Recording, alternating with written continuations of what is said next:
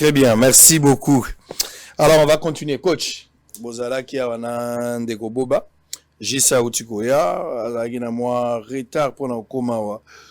Tous à chaud, comme ça, il permet de tous ambiance, mais on continue. Ndeko Jean-Claude, qu'est-ce qui s'est passé? Ou il y a un retard, tu as annoncé avec pompe, ou il y a une bande à Namaboko, c'est pas très ali. Problème ni. Bon, merci beaucoup. On a eu retard par rapport à hier, j'ai agressé. Lobby à Yalendi. Lobby à Yalendi. Transfert yaki passi.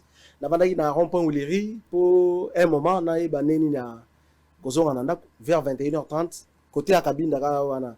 Na moni j'étais à pied, na banda ko tamba na makolo. Pour nga na za na mutuka te. Je vis une Jeep, il y a marque Toyota arrière.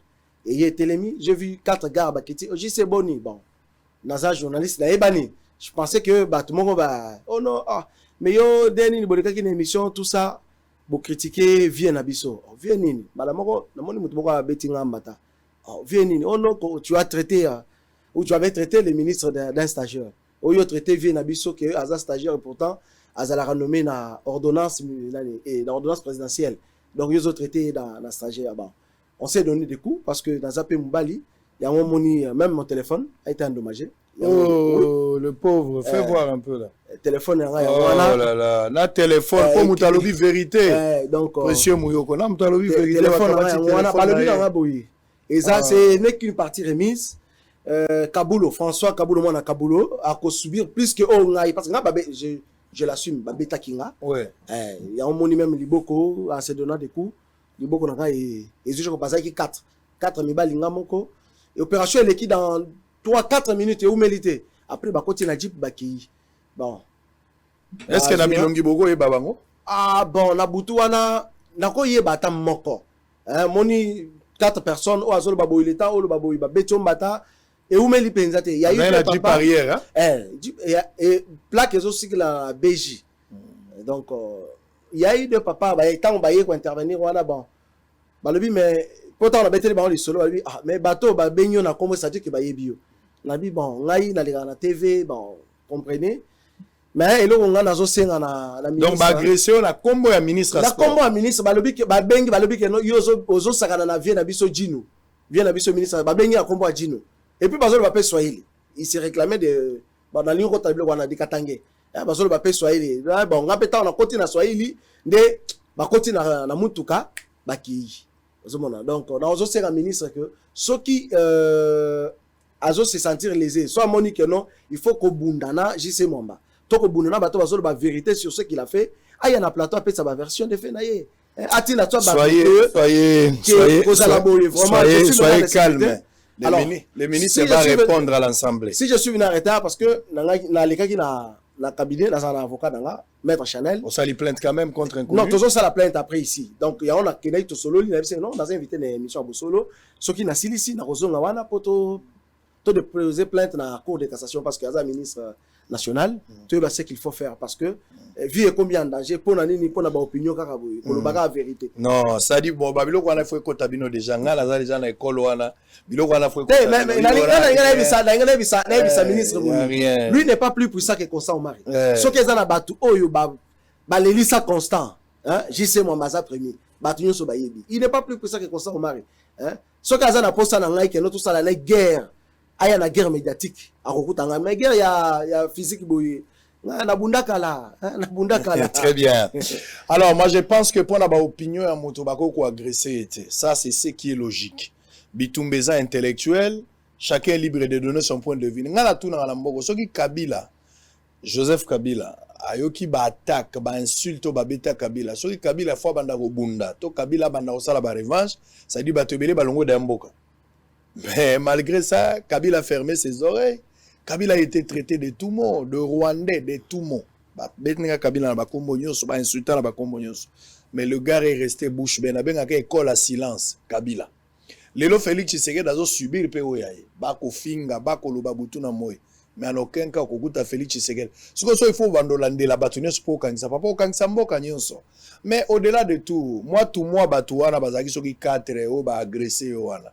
Ce sont des lâches d'abord. Parce que Balandi on a Boutou, Boy Kolando on a Moïse, ce sont des lâches. So Bazaki Mibal, il faut pas agression à 12 heures. na rond-point Wileri ba tunos bazo tala ba biza biso to yeko beta yo.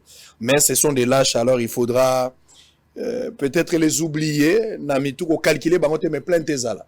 Nazo encourager na procédure à plainte, mais ce sont des lâches. Baza pena bana mike, il faut pas les suivre. Biso bosolo e bani venu du livre 75.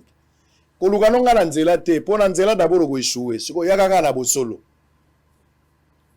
Yaka kana bosolo. Biso to ba sango. Yo simba sango kene na ndako na yo lala na tongo pe la muka bima banda ko tambola. Totala soki yo ko tambola ndenge. Policier moko ataka ngai na se ya tokena marche moko ya lamuka na banda couvrir la marche moko côté échanger. Policier moko a place wana soka kanisa keza anniversaire à moi si na kamata gaz to abetanga na nzoto na telema ikabwe mais faut tout na gaz ezwaki to ezwaki te. Et puis deuxième anaiki na TV na lobby ne bato yebi maloba ana bise loba ezanga ite na yebi place na zali lala lamuka na tongo sala musala ndengo sala policier ya kao akiao bozana no bilenge dans la photo à moi c'est nabana. Alors coach Guillaume, on va évoluer. On entame nani ndeko kabula pesa ki ba idée na l'organisation. Batuno va critiquer, il y a eu des organisations autour il y a des rencontres. Un montant colossal, plus de 4 millions de dollars, babimisi pour sauver les meubles. Coach a fait ses résultats, ba jouer sur terrain, autozela qui tozuite. Le ministre des Sports lui-même n'était pas même arrivé na area match. Bien que ma PCP motion, ezali, déjà question orale avec débat, de Congoïka Sanjabeti et Tose, la réponse ni na Opesakuna. Quelle est votre lecture autour de l'organisation entre guillemets, mais le lieu s'est transformé en désorganisation où Batubele va se déplorer pour la rencontre? Non, ngai na komaché ba monter parce que ngai lelo naza na niveau ya direction technique nationale. Ngai lelo Guillaume Longaso naza o lelo na yebani na monde mobimba pa fédération de mutetangi singai. Nga na bomba gate lelo nga na tamboli na ba continent nyons grâce à fédération pour que kotanga pona za la expert ya football mais na kotanga ototangi na onyo so biso to yebi na onyo so to sali ya football na Congo mais par rapport ngai omoni makamba mbongo biso to ba technicien sango technicien fanatique na mingi na domaine na ngai même na domaine na biso nga na mashaki na nga ba mote na yebisaki bino awa biso to bande ko s'appuyer pa ya kulutu na biso Santos mutubile wazali conseiller ya nani ya fédération auprès équipe nationale et puis ya ministre des sports pour to atteindre entraîneur. Est-ce que c'est normal? Ça prouve déjà la désorganisation. Comment est-ce que la direction technique nationale ba oyo biso de tozali ba responsable ya organisation, planification, na orientation, ya développement, ya football ya mboka pour que toi atteindre moko ya zali membre ya secteur na biso azali ko sala pona mboka pour toi atteindre photo banda ko leka na ba personne. Ça prouve déjà la désorganisation na manque ya considération. Ngana tunaki awa ba mususu bazolo même moko komeli à partir des États-Unis que coach Guillaume Masala résultat. Ngana na tuniyo kota na fédération congolaise de football association. Yo lobi bilan na ngai zanini. Tangelangai instructeur nini a formé un grand nombre d'entraîneurs congolais koleka Guillaume Lunga, Joseph Moukebana le sadi Tangelangai depuis football à Congo et Banda. Je suis oyo lelo to amener formation même entraîneur oyo lelo ba komi na ba diplôme bazali ko za respecter na monde mobimba ezali biso. Soki bozonga ko rekonde place moni complexe ezo sala pozo vana na États-Unis ozo kanisa ke oleki ngai te. Ngana za Congolais zaka fier ya Congo, je défends la nationalité congolaise, je défends les Congolais. Ngana tanga mingi na académie minene ya monde. Oh, il a un entraîneur, oh, peut-être yo kokuta na monter na vie. Je suis fier de rentrer de travailler à mon pays. Na zape na ba diplôme même à l'université, na cause la même ministre, na cause la même député, mais équipe kangate na za na secteur na nga eza ya bale. Lelo des organisations ezali ngana bomba gité.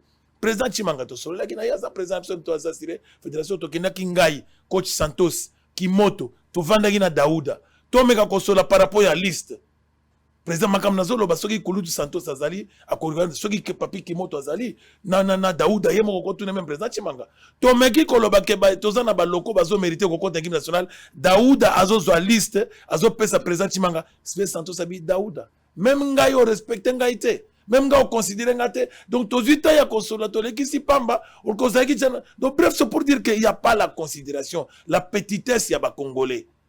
Ngai le nazaki na fédération, na solo bango j'assume erna santaki ke makamweze ko marché par rapport à ndenge tulengela ki selon ce que la FIFA o ya tangisa kingai na o kafa pesa kingai to sala na mboka erna santaki ezaki ndenge wana te na se retira ki nanga na vandi nanga parce que na kokaka clientélisme te na kokaka na ngai place désordre ezate na préféraka ko garder dignité pe na personnalité nanga pour lobe ko mona nga na tamboli na jeep nanga o kanza ke eza ba mbongo to zwaka na niveau ngai ti lelo na lbaka je suis l'entraîneur le mieux formé le plus formé ya République démocratique du Congo na kati ya fédération mais Israël nan na somba ta mutuka na mbongo afeko fate nanu te na somba ka mbongo na somba ka nyos na motoki nanga na ba équipe ba futa nga na ba contrat nanga mais na mbongo ya fédération ba consignation surtout bazawana lelo to gagna CHAN na 2009 ba joueur nyon surtout wana soki biso na vie Santos to format génération wana o gagna 2009 na o gagna Mazembe ba putu trésor nyon wana même ba chancelier même ba mbokane mais en retour équipe on est banda éliminatoire vieux Santos ça y est qu'on soit équipe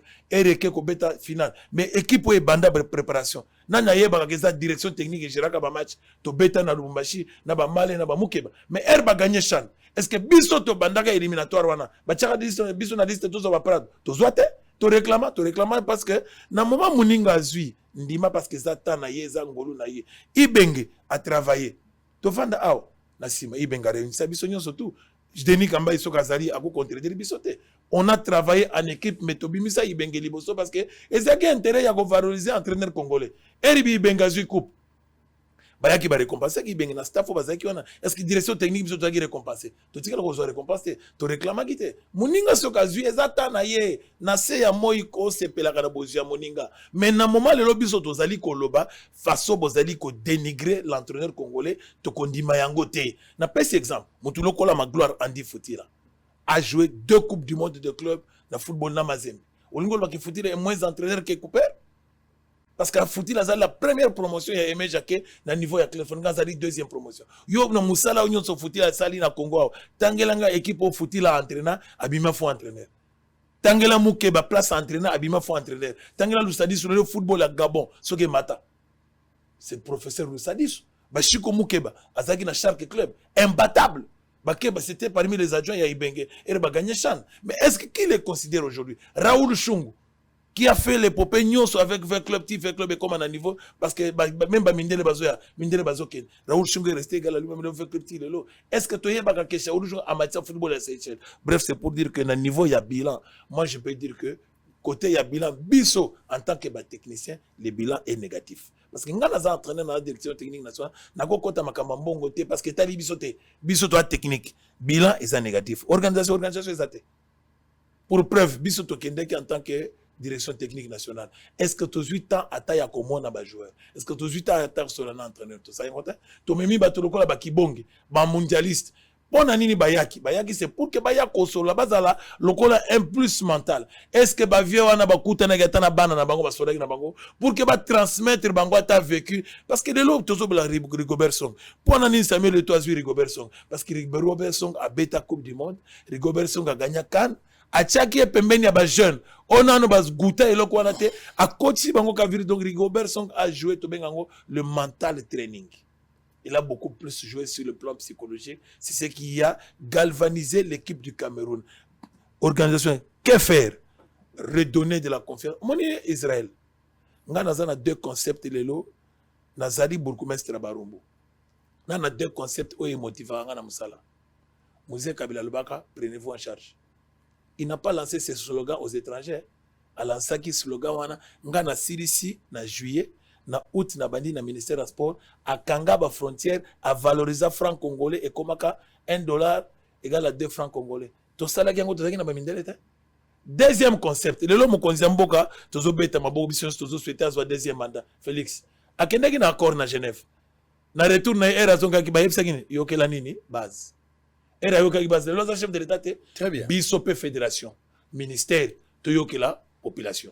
To pesa expertise na ba congolais mbongo to futa ba minde les mbongo ba contribuer à congolais ngai pe Guillaume Ilunga na contribuer aka parce que bazo katanga parmi ba salaire nanga onazo sala na motoki nanga na pasi nanga ngana zo cotiser lelo pour que ba futa mundele aya ko sala biso ba ventir na moment to yebi ke biso ba congolais to sa papa to tika ba ventir papa Mboso na moya suka papa Mboso ozalaka ministre na biso na sport ngazaka joueur on se rappelait même na 20 mai to gagnaka les Soto 7-1 na 20 mai toyaka kozwa prime longo 2 jours après tovanda libanda pona nini bobosani nyonso twana ke bobanda koyebisa biso ke avant bozwa bambongo il faut bopesa nano résultat lelo tozolinga kotika e comme lokola mafia moko to dilapide mbongo mboka ekendaka facilement bisiko biso towandi totika makamba kola. Si nous voulons réorganiser le Congo, il n'y a que le Congolais qui est mieux placé pour organiser le Congo en aimant son pays. Très bien, merci. Voilà. Alors, on va donner parole à Bobana. Où tu es na Google? Tant que vous avez na Google,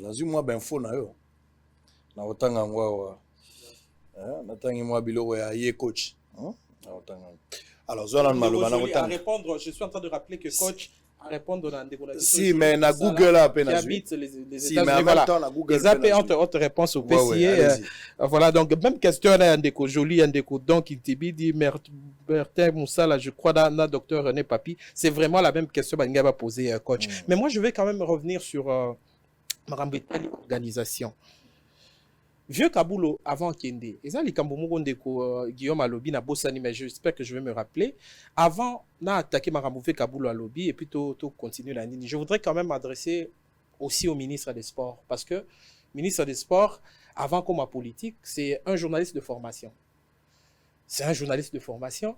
C'est regrettable quand même que tout le monde a présomption d'innocence les alliés, je ne dis pas que Yimtatine di Batouana mais que Batumoro Boye, un groupe de flatteurs, puisse agresser un journaliste parce que à Pessi, opinion et point de vue c'est inadmissible.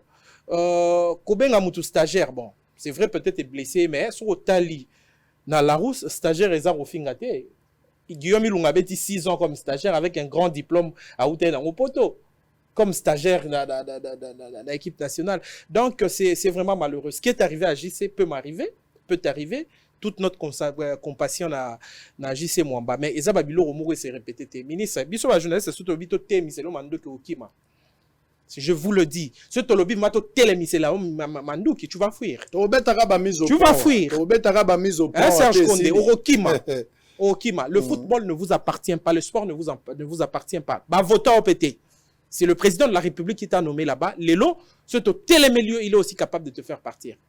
Continuez à Robert, ça va journaliste, c'est bon, te répondre à eux. Très bien. Voilà. Alors, par rapport à jeu à francophonie, Ndeko Kabula ou Tekoloba tout à l'heure, au moni, comme Tozo Luka, génération spontanée, Tobulona Lelo, Tobuka Lelo, Tolambapé Lelo, les jeux de la francophonie, ça devait mettre la RDC sur un piédestal, comme on le dit. C'est-à-dire, et vendre quand même image positive. Yamboka, malheureusement, bah, joueur francophonie, ils ont négligé. Il y a même, j'apprends. J'ai pas de preuves que même Bambongo Babimisa pour Batonga à gauche et à droite, les gens se sont volatilisés avec. Bazo Zela, Ertokoma 2 mois avant, intervention ponctuelle à chef de l'État. Balila, Tata Mokondi, Boyena Boy et le président, non. Intervention ponctuelle, Wana Eza, Komema, Sport Nabiso Libosote. Parlons de l'organisation, il y a match. Mon frère, Ngaï vraiment, hein, je pense que la nature a été juste. Le Maroc est très organisé par rapport à nous. Bissoto qui est des Coupes du Monde, alors qu'on devait jouer face au Maroc, ça serait injuste. Ça serait injuste que Maroc... D'ailleurs, il y a John Rawls qui dit une justice juste est une injustice, même si la chance d'Abisso qui est égale et intacte, mais sur le plan organisationnel, le Maroc méritait d'aller en Coupe du Monde par rapport à nous. Les 2 matchs n'ont pas été pris au sérieux comme l'ont fait les Marocains. Et pas banane. Mais c'est le ministère qui a organisé. La fédération aussi a une part des responsabilités parce que moi je me dis que l'actuel président, comment on l'appelle, Donatien Chimanga, n'a pas été un interlocuteur conséquent et viable vis-à-vis du ministère. On a là, tu organises ma marche contre Constant Omari. Tu combattais Constant Omari, on l'a combattu. Mais nous reconnaissons une qualité en ce monsieur. C'est-à-dire, Constant Omari Azamobali, dans ce sens que Oroyato Sakanaye, n'a cercle de pouvoir naye. Tu ne le fais pas. Plusieurs fois, il a eu des conflits avec ma ministre Belé, parce qu'il disait la politique ne peut pas s'immiscer dans le secteur technique. Chimanga n'a pas été un interlocuteur valable vis-à-vis un ministre à sport. Tolo Bayango. Le ministre est là, il est conscient que Chimanga n'a pas pesé. yango moni ba interview on a lo ba er mo lelo et ça ba verront mo sengo na banani ba bazo er mo pe bazo luka ba bongisa mais parfois qui sont venus affaiblir la fédération vis-à-vis un ministère. Le match n'a pas été bien préparé, ni à niveau ministère. Le ministre a organisé certaines réunions, même Nabiso Presse, il a organisé certaines, mais ça n'a pas suffi. Bah, bonnes intentions, pour moi, bah, collaborateur à ministre. J'ai une nette impression que le ministre n'a pas bien maîtrisé son secteur. Bah, collaborateur, les gens qui l'ont accompagné dans le processus ne l'ont pas aidé. Ils n'ont vu que leur poche. D'ailleurs, il y a certains technocrates, il y a la Fédération congolaise de football. T'as Chabani non dans le lobby, la fois passée le lobby, mais papa, tout le monde va jouer, il va même pas où ils vont dormir après le match. C'est-à-dire, Bozongi Sibiso, plus de 20 ans après, coach Azagi présent. C'est-à-dire, il n'y avait même pas la désorganisation, il y avait l'inorganisation, c'est-à-dire absence totale d'organisation. Et ça l'a quitté. La préparation n'avait pas été proportionnelle. Coach Alobaki, on l'a fait passer. La préparation, il y a équipe, ce n'était pas proportionnel aux enjeux ou à l'enjeu, il y a barrage. Et les gens qui avaient l'organisation, la prérogative Nabango, ils ne voyaient pas l'objectif téléologique de Tolobarango, c'est-à-dire qu'au la queue, tout Luka, tout s'est qualifié, tout s'est sublimé, tout mibo sanabiso, monto bo sanabentera, ba poche nabiso. Non. Ils ont vu l'argent plutôt que finalité ezali population au Congo et ces pays-là. D'ailleurs, la preuve on dit, il y a eu un conseil qui a été suspendu parce que les choses n'ont pas marché. Pour un match important, certains cadres de Ronangaï, joueurs cadres d'équipe nationale, un jour avant. Coach Ayebi, comment les choses se passent? Yo s'entraîner na Ningate, tu arrives un jour avant.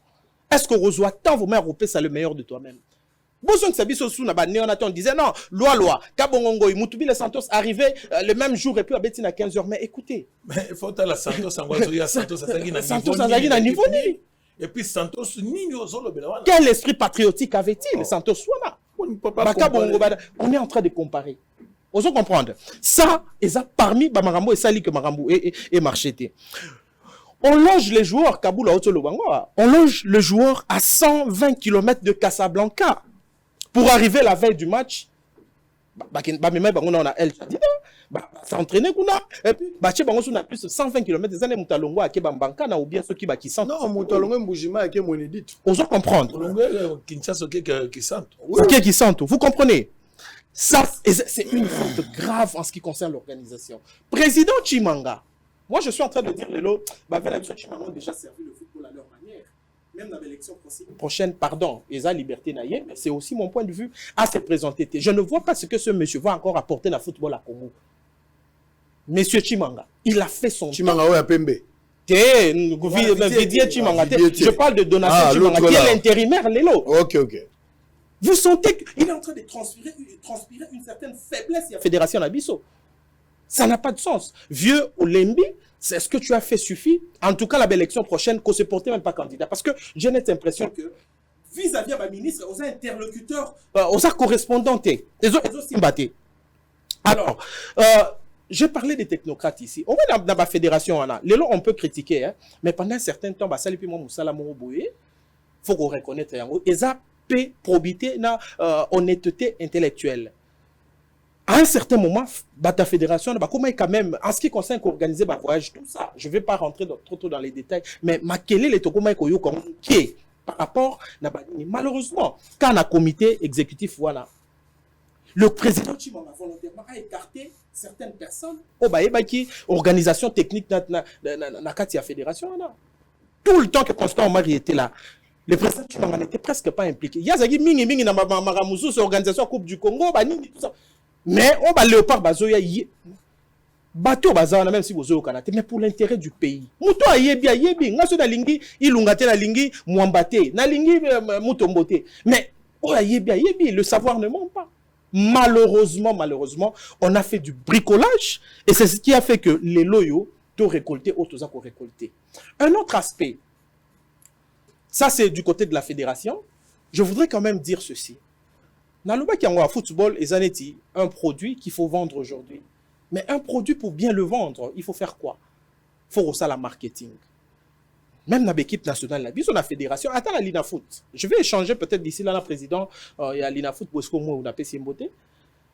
service en marketing, les loyaux, si vous voulez organiser les choses avec esprit de rentabilité, ce service en marketing na commerce les ateliers là bosso na politique, service en marketing na nini si ezali parce que tout ça la biso maramunyo ocha lobi yango mbongo ko uta wapi apesi likanisi ya bien na nani ba société brassicole nyoso toza nango na ba ya télécommunication batia moi eloko moko na kati défiscalisation ba benga mbongo, c'est-à-dire vous sentez que service il y a marketing na commercial des ateliers à niveau à fédération, ça n'existe pas. Mais beaucoup générer ba recette si la fédération Sango, si la Fédération congolaise de football association était indépendante sur le plan financier, ministre vous êtes bouche bée devant le ministre parce que vous savez que la fédération dépend à 80% des fonds que le gouvernement alloue.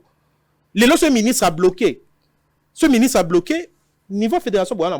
Donc, Nazoloba, bref, nous avons manqué beaucoup de choses. Alors, pourquoi la fédération, par exemple, Bazocha, un service commercial en marketing qui peut exercer de la pression sur le pouvoir? Bazocha, pourquoi? Disons sur le gouvernement via le ministère. Bazocha, moi je me pose la question. Et ça, parce qu'il n'y a pas idée on a moutou ou bien parce que bateau faut basa la ligne on a basaté. C'est la question que je me pose. Très bien. Voilà, donc alors, pour chuter, je chute par là pour dire que bilan à ministre, au Tunaki, au lobby, Lelo, s'il faut parler du bilan du ministre, je pense que ce ministre, j'ai vu qu'il a, la vérité, je sens qu'il a la bonne volonté de servir. Il a la bonne volonté. Azan la bonne, voilà la zolo bayango sans état d'âme. Na santé qui même na discours, moi je n'ai jamais échangé personnellement naïe, mais j'ai vu na ba réunion misu souto assisté, vous sentez qu'Azan la volonté, des bonnes intentions. Il y a des bonnes voilà, merci. Des bonnes intentions. Non, ben, la bonne volonté, la bonne volonté, c'est l'illustration aussi. Ben, disons, des bonnes intentions, c'est-à-dire, oui, disons, je te le concède alors. Je vais dire, na santé qui quand même Aza n'a pas bonnes idées. Mais pas bonnes idées, voilà, Aza qu'on concrétiser en haut. Pourquoi? C'est parce que peut-être Aza très mal entouré. C'est un discours qu'on dit toujours, mais c'est quelque chose de très important. Aza mal entouré. La preuve, il vient de suspendre un de ses conseillers, bon, dont j'ignore Dixon Yala. Dixon Yala. Je vais lire d'ailleurs. C'est Dixon Yala qui a été suspendu. Voilà. Remplacé d'ailleurs par Désiré Bonina. Oh là là. J'ai aussi la lettre avec. Alors, je vais dire ceci, que bilan et entraîneur Tolobi a sali nae a sali batumsu balobi a commis équipe ici qui est commis, mais on dit c'est la fin qui justifie les moyens. A commis équipe comparativement la Bambaye, étant donné que tous les résultats escomptés, bilan il y a coach négatif, alors bilan et ministre. Le ministre aussi doit démissionner. Il doit aussi démissionner. Voilà. Oui, Ndeko. Bon, merci beaucoup Ndeko Israël. J'espère que Guilain, peut-être que Aken a un sens, le ministre n'a pas un bilan à présenter. Pour le battre, il n'a pas un bilan à présenter. Parce que bilan est anime. Ils allaient au YOPC. Parce que, il y a un ministre, il y a football, il y a Léopard A. Hein?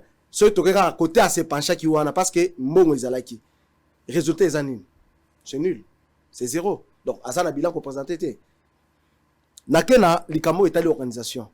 Oui, puis que Ngoï Kassange, place à Zali, je suis sûr que Makamo Nazoloba a aussi souvenir nango. Oui, puis Nege ba bousculer bango loko la moni bana mike, moni bana ne ba ya kota na classe. Hein? Nege ba se bousculaka. Donc, les députés national, o ya biso awa. Kuna na Maroc, bazalaki loko la bana, c'est-à-dire que loko la ba vendeur vulgaire de poulet. Poulet. Oui, le bas tout ça. D'abord, la police, il y a eu une vidéo sur ça. Ce sont des honorables. Si j'ai vu ça. La police marocaine, parce que le protocole, les a quittés. Tout ça. Tu vois, un peu dans l'organisation. Donc, quand tu as la haut et les kaki, déjà à Kouna, Maroc, et ça l'est passé. Je pense que tout a été déjà dit ici sur le Ndeko Israël. Joueur assis Kobe ta match. D'abord, avant de start, ABC va libérer la chambre. Bazui ba bagage na baronyo surtout ba kiko na salle moko ba consigner yango. Tant match est ba na hôtel ba récupérer ba ke na aéroport. Tu peux t'imaginer un peu na niveau na bango wana. bana wana bazwaka ba mbongo 4 millions bazolo baby makiao te 4 millions wana troye ba justification non après troye ba justification non après donc oyebi eloko zo sala pas ces années oyebi que match c'est là qui depuis le 29 février qui les lots zali jusque là aucune réunion d'évaluation est à la côté fédération est à la côté ministre non bon fédération c'est sur le plan technique qu'on a peut-être que et que salema mais côté il y a organisation normalement 2 jours après parce que ministre akena Maroc té tango bakanye na Nigeria azongi awa donc akende ko sala balade likolo na avion azongi tango azongi bato ba utaki Maroc bazongi mais convoquer réunion d'évaluation sala évaluation ko ba nini salemité évaluation salemité directement to moni ministre Ayambi Marie Brasseur judokat pour la ligne parce qu'il que kuna mongo pe robima azo préparer championnat d'Afrique au Bounamaso en Égypte ou au Sénégal comme ça vous pouvez vous imaginer donc au lieu il y a comme ça la réunion d'évaluation à ça les monter na ina ba fédération mususu ndeko Israël donc avant de la fédération na zo bana ma stade des martyrs pour na le baki na kolobela yango omoni stade ndenge za wana ochela biso ba image awa na oyi wana boye ko contredire yo c'est te wana eza ebembe balatisi costume oh omoni stade des martyrs oui eza ebembe balatisi costume balatisi cravate tout ça et stade de Tkala vous allez jamais réhabiliter ça je vous l'ai dit zwa caméra ya bosolo tinata tezela ndeko gila nazokoma wana nazokoma zwa mbongo ebima pona réhabilitation tu sais quand on dit réhabilitation hein, ça dit que bazolongo la biloko nyonso ya kala bazotonga te balongo li biloko nyonso ya kala bazosongisango na état initial yango na ndeko réhabilité stade ozokoma todo batango zo bakiti na ya combien bakiti o VIP na ya combien ça peut coûter combien bakiti alors ils a combien té oyebi que après match à Souka o ebetamaka awa en novembre o ya Benin ministre na société oyo ba bongisa stade wana balobaki na biso nini que avant to comme le 25 mars et le 25 mars la match aller 45 000 chaises et comme elle a déjà ba ko installer déjà Nicolo Johnson kene le lotuna ta chaise moko yate ministre ko bisa biso pourquoi ba chaise wana yate Matana ba toilette à likolo tinda Arthur lelo sikoyo na martyr amata likolo atala ba toilette eta ba toilette wana atala eta ba porte atala eta ni oyoka mawa na keka musika te omoni na vestiaire central auto vestiaire international place ba joueur ba kotaki zo porte wana te porte ba check couleur et puis couleur ba somi wapi na lowa Otaka sai.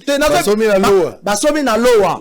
Tu peux non. Biloko ya chef ala. Zo peinture bati na ba penso. Ngai na talaki biloko wana bi réhabilitation yango yo. Na ba penso bazo pakola peinture. Et loko to décrire qui à l'époque il y a Denis Kalume o ya memaka génie militaire. Ko ya ko tshela biso couleur na stade des martyrs. Biso ba palisa ko to boye eloko wana. To changer na ba omoni ba chelo ba tonga stade. Tant que yaka en 2012 pour ko réhabiliter stade coût global yaki 13 millions mais bon on ndenge kenda to yebate ba yebisa biso nini omoni couleur ba cha na stade hein ezali na durée ya 50 ans na ndenge nini omoni ndenge za salité wana bozuma ya pression mai kaka na biso ya pression ce sont les chinois qui nous ont dit ça bozuma ya pression bosokoli stade et kozonga ya sika ezo senga peinture te et bozui kaka couleur mai bozo sokolati bomona keno stade de kozonga ya sika mais curieusement tozo mona ba kena loa ba sombi ba tuk ya peinture au lieu ba kena ta na peinture dombazi place ba sa peinture de qualité congolais te mais toza na ba société o sa peinture awa mais oyo ya loa te quand même vous comprenez alors décrire ba peinture nga ya commune ba te yo wa commune ba rumute ba commune na Kinshasa o ya commune na Kinshasa o ya Kinshasa donc bon vous comprenez c'est-à-dire que eloko toza na ngo poser exact que non stade à la réhabilité tokena l'aide à publicité nini marquoir wana ya l'aide ou électronique ou ça la publicité est-ce que vous remarquez que dans le match à Maroc et ça l'a quitté et le kwana ba somba ki pour un match oyo ya coupe du monde marquoir wana ba somba ki mbongo bimma balobi faut ce que tuna po et ça la te pour nani na niveau ya ministère bakendaki déjà ko ba na lobela ki na émission moko ya liboso awa bazui baluki ba partenaire ya awa local ba société Brascol balobi ke donc ba partenaire ya FIFA baboyi bakotisa ba publicité na bango électronique bango bazoni na bacha ba Skol ya ba Tembo ya ba nini ba isi bango te o isa match FIFA ozomona balobi bon ndenge bolobi bongo biso déjà na cabinet tout ça eloko wana ekopela te ya wana mona chi bachaki ba bâche na ba bachaki ba fabriquer ba panneau ordinaire bache ba bâche autour aire de jeu so tali na Maroc au mona keno panneau wana isalaki na ba publicité wana toke na sko na côté na ba fédération ozomona toke na sko na ba fédération mususu ndeko Israël ezo ça la passe vous savez il y a des fédérations bazo souffrir na atana $50,000 ya pamba pour ba voyager ba faire voyager même 10 athlètes na prime na kati na restauration na hôtel kaka na 50,000 mais pour bazwa ceux qui ba kotisi état de somme au moins na bazon ici bango que non crédit ezate ceux qui ba kotisi crédit ezate ce ko tali na budget nyon surtout ya o ezara alloué na nini na sport le football au moins à 70%. Oui, mais pourquoi à 70%? Combien? Parce que dans les 70%, les ministres, mingi ba sirtu faranakati. Il y a un moment ceux qui ministre a commis. Donc ça dit qu'il donne l'énergie mingi na Gabo Italie football.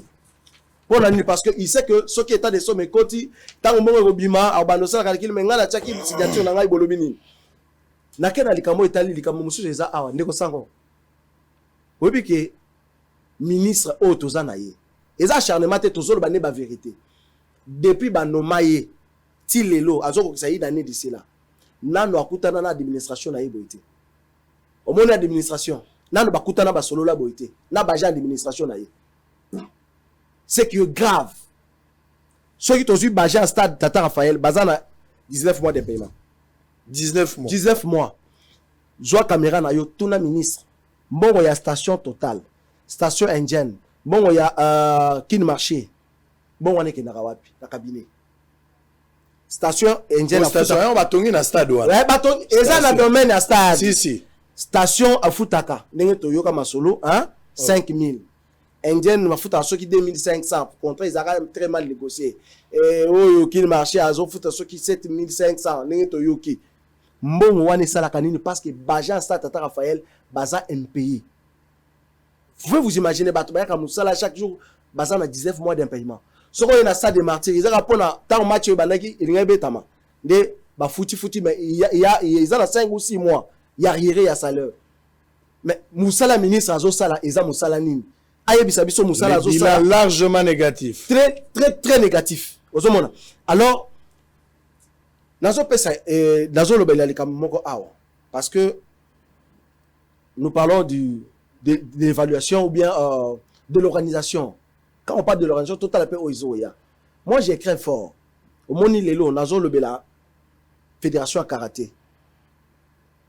La Fédération à karaté, la Fédération mondiale, a payé bango organisation, il y a championnat d'Afrique, zone centre. Et qu'on a la jumelé na Tagel. Tagel les alliés tournoi d'amitié des pays des Grands Lacs. Oh, il s'est maki na Goma. Mais au début, il y a le mois de juillet.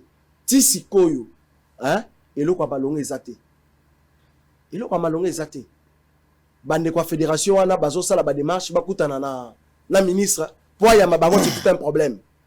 Et pourtant et le quoi wana ils ont vendre image au même titre n'engue cyclisme bandago vendre. Vous savez ndeko Israël. Na mboka biso soki bozo ya mabapaya parce que toza incapable. Il y a qu'organiser la football, tous est capable d'organiser la discipline, mais tous eu chance, il y a qu'organiser la karaté. Et c'est ça les maquis, et ça les échos, na niveau mondial. Bah le bon ça va ne bo sali boye, to lobi et ça les malisusu, mais to baki seli bino lisusu. Bamboka boni eko ya na mboka na biso. To na goma kuna. Place oyo. Oyebi ke le fédération karaté zo sala, c'est vendre l'image ne bat bakanisa ke goma ezaka kabitumba. Goma ezaka fréquentable té. Ça dit que tant ba komona ke non muto uti Kenya ye goma. Mutu auti Rwanda aye Goma, mutu auti Tchad aye Goma, mutu auti Gabon, mutu auti Égypte. Aux Égyptiens aye na Goma parce qu'ils sont africains. Mutu auti Afrique du Sud aye na Goma. Moni mais ayora ke Goma parce que c'est beta maka chaque jour bato baki makabamba tout ça. Ah ça les compétitions abimi pa zongi. Imaginez na kwene nango. Vous imaginez un peu le Salema. Alors lelo tozo senga na ministre hein avec un peu qu'on se rattraper parce que bilan a ezaneli. Mais il est encore il n'est pas encore tard. Parce que balobaka on verra ce qui va arriver au niveau du Parlement. Ça, on verra. Merci. À se rattraper. Alors, on va terminer. Coach, qu'est-ce que Félix Tshisekedi doit faire? Les choses ne marchent pas, même dans le domaine sportif. Makambozo Tambolate. J'ai à francophonie à 2023. Manque d'installation sportive. Tisiko tozo talato ebite. Ce que l'on a simbate. Et là, on nous a expliqué, les sportifs congolais, malgré bazo bêta, bazo gagné, mais na souka bakufa ba pauvre. Ceux qui jouent la coupe, il faut l'état comme ake okundai. Ceux qui karaté, comme on kufia wa, tous sportifs, nous sommes battus jiu-jitsu ba utiao. Nazo organiser repas munene pour na bata jiu-jitsu. Fallait normalement ba ya lelo. Sto bon ça qui ba installation nyonso. Ba ke au ministre bengi ba. Batu ba ke ko bunda na Luanda, ba ke na Angola na nzela ya lufu ava ba kende ba ko monanga. Ils ont reçu ma bénédiction. Comme on a papa sango tozoke. J'ai parlé avec ces garçons là. La solo na bango, j'ai mangé avec eux, ils sont partis. Ba ke nzamba sungi bango bazui. Bazui bénédiction sango. Bazui bénédiction. Bango na bazui. Ils ont un ministère TO et un gouvernement rien. Sango. Sango ne muto apamboli bango ba ke. Na bondeli pe pona bango bana na ba ke. Bazongia wa nzamba pesi bango victoire. Lokume kozonga na nzambe ngala zani loko tena kati. Nzambe nda pesi bango makasi. Bana na bazui. Ce que bana na bazongi tozo organiser repas pour la koyamba ba champion. Fallait ba ya lelo et comme yote ministre abengi bango déjà bien avant. Donc baleli bango déjà l'avance ba bengi bana wana. Mais to koyamba bango biso to kolembate, tozo ki déjà ba disposition baza ba champion na biso. Ata ko gouvernement yambi bango te. Pour aller sa bango, nous on va organiser un repas pour la honorer ba champion, ba lia ba sepela pour ba uti bitu makasi. Alors on va terminer l'émission avant la mise au point parce que dit tout ça là, bozo za dernière parole pour terminer. On va prendre un élément, vous allez partir, on a la moins mise au point 20 minutes avant de terminer. Alors qu'est-ce que Félix Tshisekedi doit faire, le président de la République, pour sauver les meubles? J'ai à francophonie, Tigali les solo, bas sportif, azo kufaka ba pauvre. Qu'est-ce que nous devons faire finalement pour arrêter cette hémorragie? Tolo ba makambo e comme passé, to comme appelle la histoire mosusu. Qu'est-ce que nous devons faire? 4 minutes, on termine. Merci. Que doit faire le chef de l'État? Je crois que il est grand temps que Mokonzi Mboka aille remettre l'homme qu'il faut à la place qu'il faut. Parce que les lots, tout ça qui taille à Sololana, papa qui bonge, tout ça qui taille à Sololana, trésor loi, Gladys Pokese, Paulette Okala, DT le Sadissou, tout le baki, il faut remettre ordre dans le secteur. Il y a biso au Italie, sport, football, tout le sport en général. Ça veut dire qu'il faut qu'on se penche sur la méritocratie. La méritocratie, je crois que Sango, Lelo, Ozana, Chen, Nayo, mais bon, yebani. Oyebike o yaza kulutunanga o yaza doya o ya lekinga azan expertise kolekanga o serabesaka tout pendant que totali biso ça l'émission na plateau moko totali façon zali ko considérer papa Fefe. Donc malgré oza directeur général mais oui ozo bengaye toujours président directeur parce que moi reconnaissance wana. Donc on arrive à redonner une vraie identité de la nationalité congolaise parce que biso tondima kotika poto tondima kotika nyoso tozonga apoto défendre valeur congolaise tozali ba moins congolais koleka ba o bazotanga na poto na ba o ba uti poto te. Je crois que qu'on valorise l'expertise congolaise parce que ça va redonner la valeur au congolais puis courage na ba o ba zape na domaine ba yeba pe ko emboîter pe ko landa biso. Et puis qu'est-ce qu'il faut faire? Na moment ozali ko pratiquer sport ça n'empêche pas que autant. Parce que mon ibiso le loso qui ton dimaki de ton tolobi bilan na biso na direction technique nationale biso tolobi est largement positif pour parce que na cadre ya cursus ya formation il y a athlète étape ya soukazali la reconversion après avoir pratiqué koyeba kozwa mutu wana kopesa ye mateya azala utile na sport wana. Ça veut dire qu'il faut que paye cours atanga pour que azala utile azala consommable dans le sport parce que oyezala qui passe na ba oy ba papa na biso ya kala ils n'ont pas été formés pour la reconversion.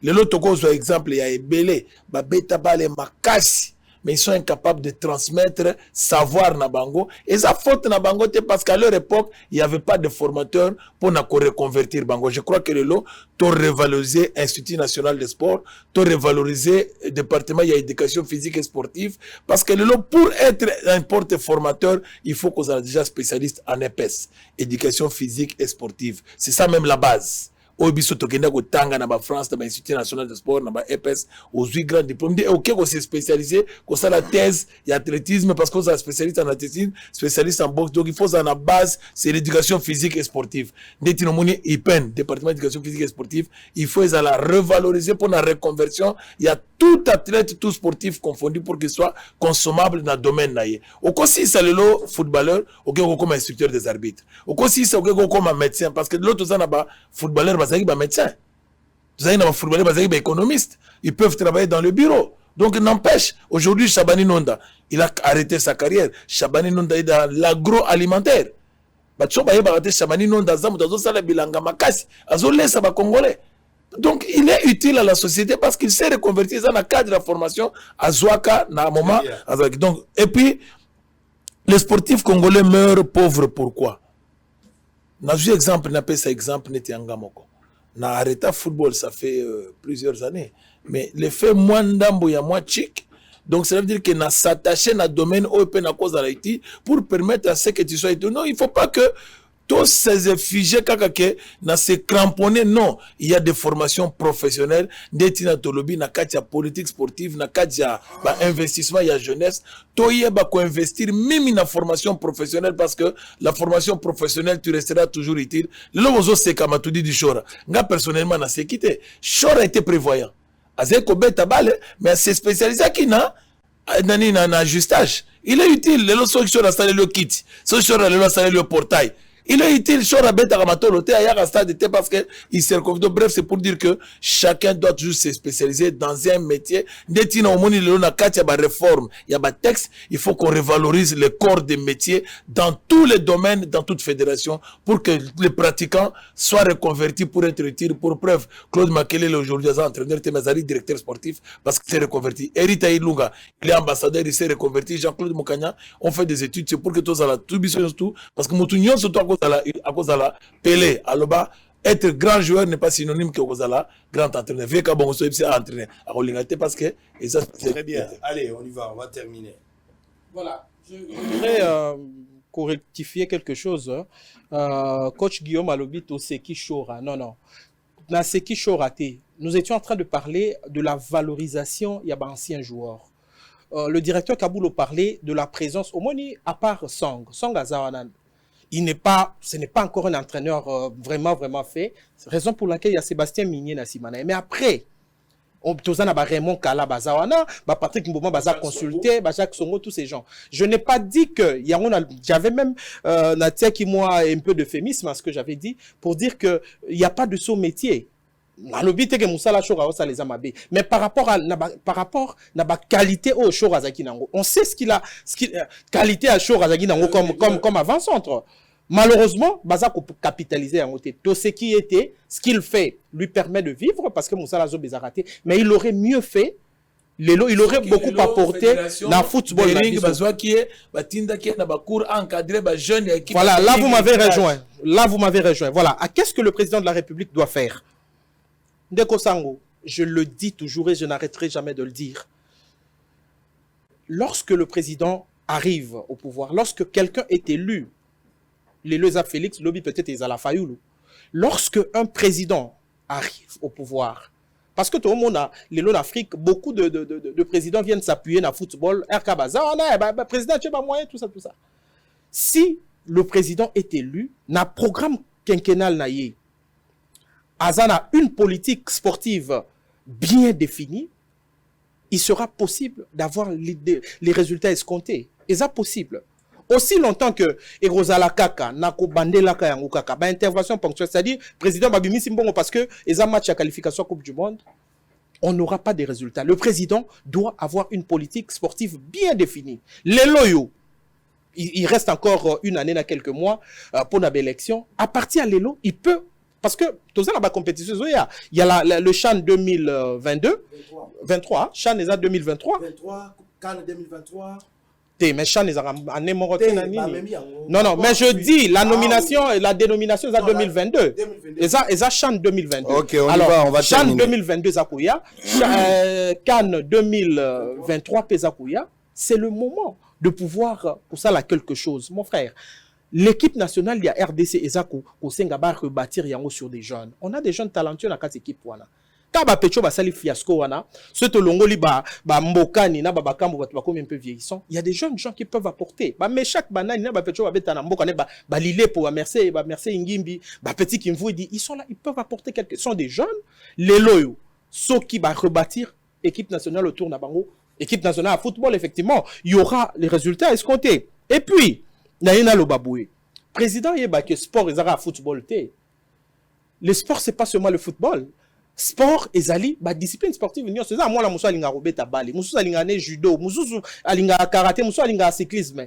Mais lorsque boza ko pénaliser ba misusu, boza ko pesara mbongo belé na football alors que les autres pesa pe résultat té, eza malamu té. Il y a une politique sportive, ce que ça bien défini, on saura ce qui est vrai dans Ndaku, il y a un allé qui va repérer sa bango lipa, mounene ndenge mongote, il y a un rolia lipa carré, voilà muso allié pistolet par rapport à l'âge. Le football, on le sait, généralement, ils auront un bon belé.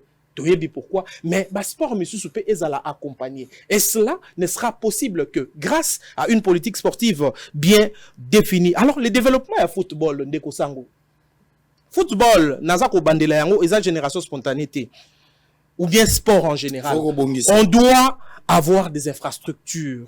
Ndeko nanga sur infrastructure ezate bana ba obeta bale. Bon yeko la ndenge nini. To lobaki yango dernièrement awa espace vert nyonso. Et comment ba kondi ya mboka fo bateka yango batekela ba libanais ba tonga ba supermarché ba tonga. Ba espace vert ezate ba terrain au bana place bana ba beta bale. Ezate. Etikala moi mukie je le dis na njili. Moi mukie na mbinza na ba delvo kuna mais ba partout ba masina wana banga ba partout ba terrain za rasute. Pourquoi tout a été vendu? Terrain Livia na masina. Là où les jeunes gens pouvaient vendu terrain municipal au bassin na masina wana ezarasu ya bal était comment ya ba réunion politique et comment ya bibembe et comment ya ba nini. C'est pour dire que aussi longtemps ba infrastructure à malonge rozalate na mboka développement sport pe rozalate to bandara rozela ba pecho bazobota mala poto, ils ont la mentalité à kuna, ils viennent chez nous seulement quand ils se rendent compte que bon bazala niveau obeta na équipe ya national ya kuna ti ba pas na biso, ce sont des seconds choix. Formé. Alors, il y a eu un projet de construction, il y a des stades municipaux. À l'époque, avec le Premier ministre Matata Poni, on dit les hommes passent, les institutions demeurent. Au nom, il y a continuité à fonctionnement à l'État. Des stades municipaux, mais que sont devenus ces stades municipaux? Coach Ayebi, il est bourgmestre. Oh, à Barumbu. Je ne sais même pas s'il a la même mise là-dessus. Je ne sais pas, peut-être qu'il aura à le dire. Oh, à Bandal. Et s'il n'a même pas. Oh, à Delvaux, voilà. Est-ce que ça sert? Balobaka va retourner à 145 territoires. Au moins, stade municipal dans chaque territoire. Les loyaux. Qu'est devenu ce projet? Si le président de la République veut effectivement que le sport puisse se développer dans notre pays, il faudra à s'appuyer sur projet Wana pour l'intérêt ya Mboka Congo. S'il veut à matérialiser politique sportive naïe, aussi à nommer sous n'importe qui était na tête ya ministère à sport et un ministère à pambala té. Oh, bon, Monique, bon, Moutimora a été un poste, bon, tout bois kayata kuna. Et ça, ministère, c'est un méga ministère. Malheureusement, Eza, Ponangaï, Eza, n'a chuté par l'an de Konangaï. Le premier ministre qui est parti, le vieux là, Ilunkamba. Oyebi, na 17 axes, na ya action. A chaque sport, na 40e, na 16e. À chacun on a 16e. Mais lorsque moni match à qualification Coupe du Monde, ce sont tous les politiciens là qui viennent hein. Exactement. Alors on va terminer avec vous. Bon, parce que la Ligue Guilain, Makambo presque à lobby et Zali au Nangana Loba. Merci beaucoup à mon ami, tu échangeras peu moi mingi. Mais Nangana bisa chef de l'État boy. Ce qui a lingi a concrétisé na union surtout Guilain à lobby awa et zo senga naye la mise en place d'une cellule ovale de suivi dépendant directement de la présidence. Et wana na domaine nyonso, wana na sous la présidente de la République, wana na domaine nyonso, cellule wana ezala. Même na mandat ni ami balé, monsieur le président de la République nommé cellule ovale moko où ils ont dépendre soit directement de la présidence, soit directement na yo. Cellule wana ezali a suivi. Kolandela makambo nyonso ezala ba projet. Le président de la République, il y a des travaux. Le président a lancé, il y a lancé des projets à Chile Gelou. Vous avez suivi les athées, broyé, batté, ni les autres, les matés. mosala cellule wana ezali que non kolandela et la société ou l'entreprise aux exécuter ba travaux ezala kopesa pe rapport ko tia bango pression monenge je fasalaka cellule wana fo ezala na pesa exemple moko ezana on a cadre transporté mais tala na rompo uleri société ba pesa isala ka niveau ya kabambar obi ke sali to que 6 mois quand moi place à muke wana ce qui celui la suivi ezala ki batia bango pression ezelo le mot ngesa la même une semaine ba pour là donc na ngina lo ba na za une information mo ngana pesa allez-y terminez ouais obi sur je reviens sur le match ya RDC obi lo le kaki po na côté arbitrage mutu mo ba pesa ki mbongo na ministère lokola neto sa équipe d'avance akende kutana na arbitre te coach aseki obi ke ba pesa mbongo akeko pesa ba arbitre sud-africain bango nyoso trio arbitral neto benga bango ba pesa bango $10,000. Et pourtant, les Marocains va proposer qui plus. Tout le monde Burundais a payé même montant $10,000 pour 4 arbitres. Tu peux t'imaginer. Et pourtant, Mongo, paraît-il, ça veut dire que par manque a suivi, hein, par manque il y a volonté, Moutoumoro Alinga à s'enrichir. Il y a un moment que non, tout tapé à côté. Concernant j'ai à francophonie d'Israël, Nazali parmi, Nazali fier, Nazolo Bayango, Nazali parmi bateau ba déclenché qui, hein. Moi accélération ne misala les osale malelo boye na salaka tour ya ba chantier ko sala vidéo moko na tindela ki yango ba konzimo boye et comme là qui mo konza boka azaki même étonné vous comprendre lelo misala quand même ezo salema to lingi ta misala wana ko salema mais eso kaka wana te parce que les jeunes de la francophonie au salema na Kinshasa to lingi salema misala na et continuer batonga pe ba infrastructure mususu na Katanga na Ngandajika na Malembankulu na Bwende na Mikalai c'est-à-dire que na ba province na Bandundu c'est-à-dire que partout hein comme ça ba jeune oyo baroya o bazo botama et puis ba former encadreur technique des coach Guillaume le bien na niveau ya département moko na IPEN et puis nangana loba eloko moko sur l'encadrement de la jeunesse de Israël. Nous devons normalement ici chercher à encadrer cette jeunesse. Ce qui est là, yo encadrer bazali. Ce qui est là, faire sur bazali, tous encadrer ba jeunesse. Kulu ne ozalate, na lo bagayango. Pour era kulu na mutazo que nous ça l'entraînement. Ce qui est sur l'entraînement, il est fatigué à rozonga pour se reposer. Lobi na tonga ko lamuka sota ke l'entraînement tongo, ça dit à rozana ta ko ça la bêtise té. Vous comprenez? Et je chute pour dire que dans le domaine du sport, il faut bâtir la biso technocrate. Dans le but fils maison té, dans le but technocrate. Muto ayebi sport et zanini. Bato na baza ebelé. Mais malheureusement baza a négligé. Très bien. Olingi bâtir la biso par technocrate parce que sport ezali au moins sport ndenge ezalaka wana Israël, sport est pratiqué na règle. C'est pas la politique té hein. Au lomina té. Il faut yeba net football ezana 17 lois de jeu. Donc il faut yeba Obana loi liboso ti la 17e loi. Très bien. Pour interpréter yango pe. Na judo ba règlement ezali. Coach, na CP Limingi, faut pas disposer à temps sport et à makasi. Sport en général, et à la malade, n'amboka la biso, il faut toloba. Binon de bozab expert, na pesi bino main d'association, à chaque fois quand il y a des actualités politiques, sportives bien sûr, boye cause à la sport, il y a ballet, cause à la judo, cause à la 4. Oh, boye bika quelque chose à la, appelez-nous pour qu'on vous donne l'occasion de réfléchir autour de cette question. Sa lumière, vous êtes toujours les bienvenus. Ma porte est aussi oui. Et là, par rapport à stade municipal, oui que n'a pas ça éclaircissement moko. Stade municipal batonga, oui que gouvernement tongi ça on a nyongo. Na ba société wana. Batonga on a les gouvernements aujourd'hui hein, il faut à devoir ba société wana ba mbongo na bango. On appelle cet exemple il y a stade société Sotem, c'est plus de 3 millions. Au gouvernement il faut appeler ça pour récupérer le stade, après ça on a gestion il y a l'ambassade de Belé ça la raté. Et ça la raté parce que ça pour ba kolonango bazo c'est un bon on a baron gouvernement. Ça veut dire que autour de ça makamboisé Belé. Peut-être que si on peut inviter prochainement, on va discuter sur les stades municipaux. D'accord, même pas de documents. Les contrats, moi j'ai les documents. Les contrats la koye la yo biloko. Ouais, to silisi. Silisa au bengi biso parce que au considérer biso bien sûr tokendaka n'importe où te pona ko linga ko luka eloko moko songolo te biso tozali nga na lobaka ngai naza redevable vis-à-vis ya Congo nazali moko oyo lelo na tout akatolo ke naza fier d'être congolais parce que Congo epesinga nyonso ndeti nomoni en retour tozondima kosala mpona Congo eza na bachaîne ebele bakokaki kobenga biso mais totalaki est-ce qu'il y a l'expertise eri yo obengi biso parce que nous sommes redevables toye po to éclairer congolais à comprendre que eloko tosali eza aventure to ana bolingo te ndeti na tondimaki koya soko considéraka biso te tonge toya te on tina de tolobi ke yo sikonde continue kaka ndenge wana pourquoi parce que tomoni ndenge bandi tomoni ndenge ozokende ozali na temps ya flatterie te opakolaka mabe mafuta te ndeti na moni soki biso tondimi koyo kozwa risque ya kovanda koloba boye parce que toyebi ke tokozala scruter bato bakoanalyser mais le plus important c'est la vérité. Exactement. Très bien, merci. Nous sommes arrivés à la fin. On va prendre un élément pour libérer les autres. Dans ça, la moi mise au point, la bête à moi, le moins bien. La moi ni bateau moussou, au moins d'ambo, bagomi go réagir autour ya makambo na loba globi après c'est ce qui monongo.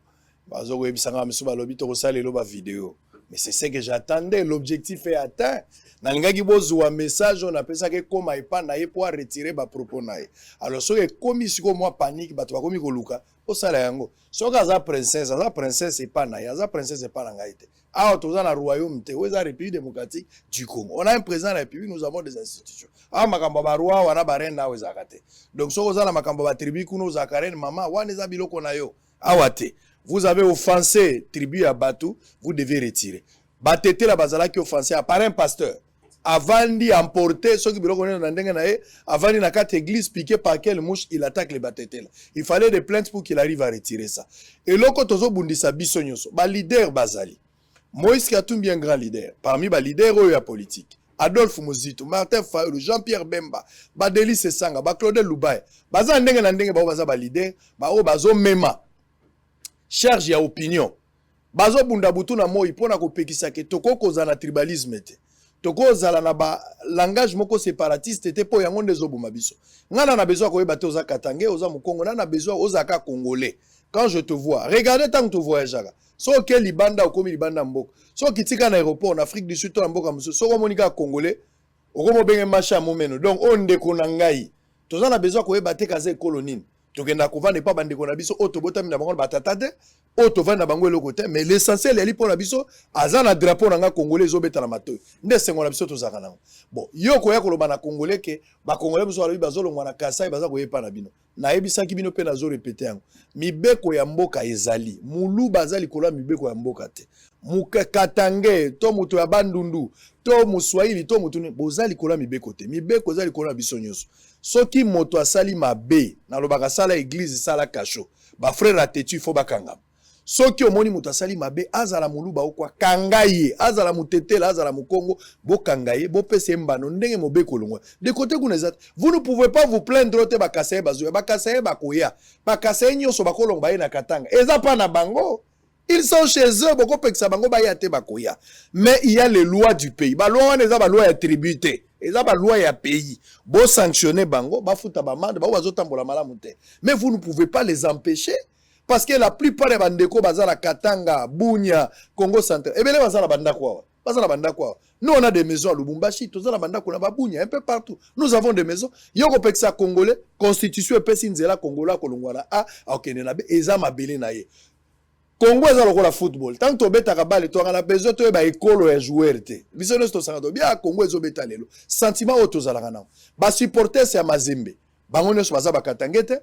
La majorité baza batakote mais bazo betabal tant que vous attaquez les Kasaï na kati ya parti ensemble pour maman on a ensemble na kati ensemble mais baluba baza na kati ensemble mukeba aza muluba ensemble te alors et où tu vas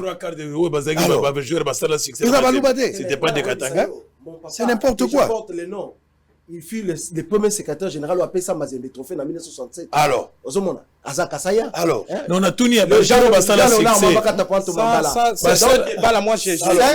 C'est la bassesse. Ce sont des gens qui n'ont pas d'argument. Francis Kalom. On a honte. Francis Kalom, c'est Kassaït. Baton du coup, Bato Belek, Lutundu là où ça ensemble. C'est Kassaït.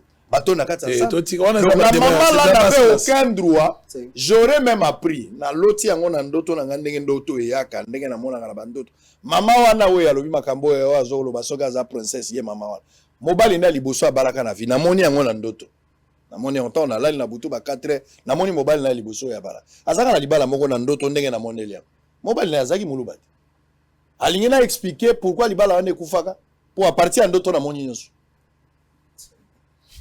po biso tokokaka chibindi te tokokaka bachiba ote est-ce que partir ya ndoto il faut na loba ndoto mobima ndenge libala wana ekufaka vous devez retirer vos propos toza na maloba koyebisa yo pe malobo ekosala opasi toza bayuma te le problème ici likamuke pourquoi bato bazo déplacer débat dans l'essentiel bozala mutu bozo oyokana te eza quoi Moi, j'aurais souhaité, hein, Hein? Sango, j'aurais souhaité que, au lieu ce problème d'exode rural, ça existe. mais oui Problème.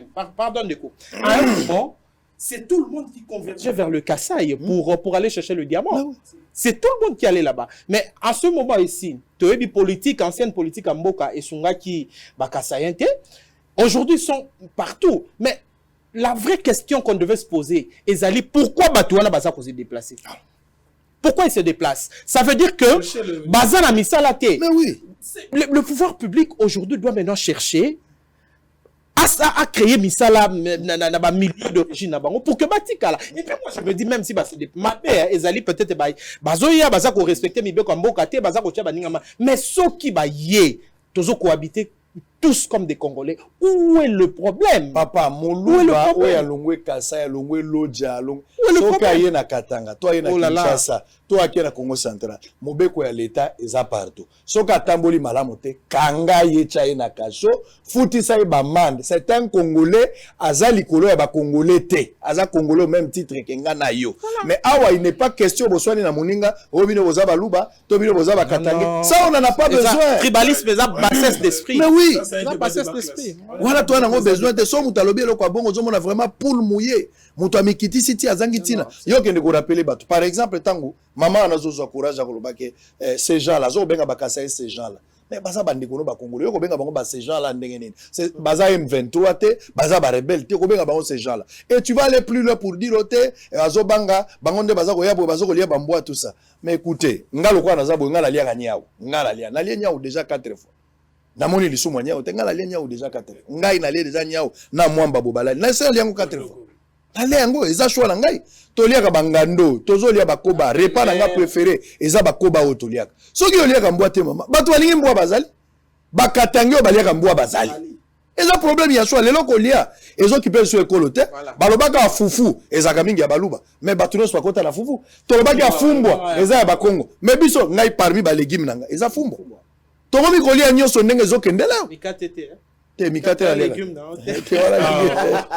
mikate te mikate za lekime te mikate za lekime te donc tozali en famille tolongola tribalisme kati na biso mboka oyo ebebi mpona eloko wana tokomisi pouvoir sikoyo eza pouvoir ya baluba tozela ya bato ya bandundu au juste toza na 450 ethnie so bolingi botya chaque ethnie azwa na tour na ye balonzo basansala bakozwa journée on n'en a pas besoin toala bikolo mosusu na mboka oyo okoyoka yango te oyoka lokwa bangole okozwa ndenge nini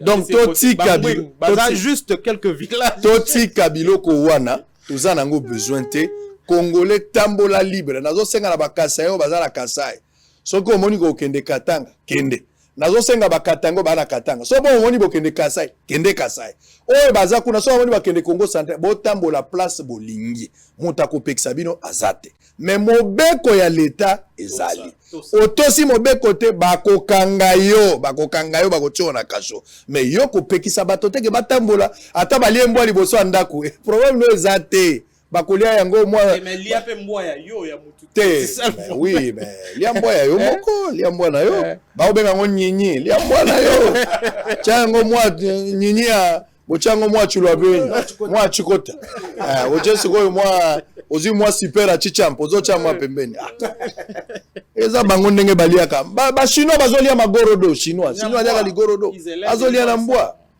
ozo ina chinois te ozobenga yami kaka ndeko no congolais ndo zoka mabe bon nouvelle là ya Moïse qui a Mozitu Adolphe auti ozonga zalaki na mwa libanda mais bazo tambola sikoyo parce que clôture et mois de la femme et salami basala qui réunion moko stratégique pour la clôture à mois de la femme en même temps bazo annoncer pe na mikolo ezakoya ndenge ba descente ko salama ndeko Blachard Mongomba ilengelo kwa biso akoma secrétaire général bazo préparer accueil nae akotambola Kasai Momba banda na Sankuru Kasai oriental occidental azala na Lomami azala pe na Mbujimai na Kasai central bazo banda kutu na Mbujimai donc bazawana ba femme bazo réfléchir ndenge bakoyamba oya bango Martin Fayulu le 9 oyo azala na Mbandaka donc na lobaka déjà tango na kinai Mbandaka ezali vraiment akina opposition à Martin Fayulu parce que Bemba batraka campagne pour nous soutenir Martin Fayulu depuis lors nanu Bemba zongite faut Bemba zonga pour longola yombo ya Martin Fayulu alo baki na pesi bino siko Félix tango alobi yango te bato baza toujours na ba idée wana et surtout que gouverneur wa zakuna bato bele bazolinga ete mais chef de l'état pe okende kuna dans les jours à venir et ça dans un avenir vraiment très proche Mokonzamboka pe okende kuna. Alors on va prendre ça mais en même temps la route de Lutendele se trouve dans un état délabrement très avancé. Tozo yango tant que tozo ngana ça la mise au point moko ya maetali teke fungurume bola nanano yango toza uzonga et puis on va terminer l'émission pour aujourd'hui d'ici là portez-vous bien pour la bande de Golangai. Merci beaucoup. Ngana osengo lobelanga pe mwanda babarumbu OVD asonganga ibanzele na Phoenix wana Phoenix OVD esunga barumbu babanzela na minda problème ezate wana soki na longwe plateau wana soko longwe analyste sportif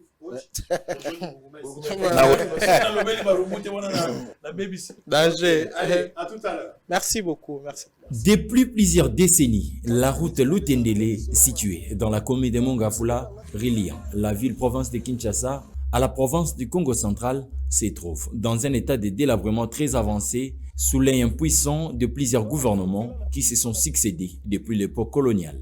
Une route secondaire des descentes agricoles qui, malgré son état, ravitaille Kinshasa en biens de consommation, mais qui présente à ces jours une figure d'un parent pauvre.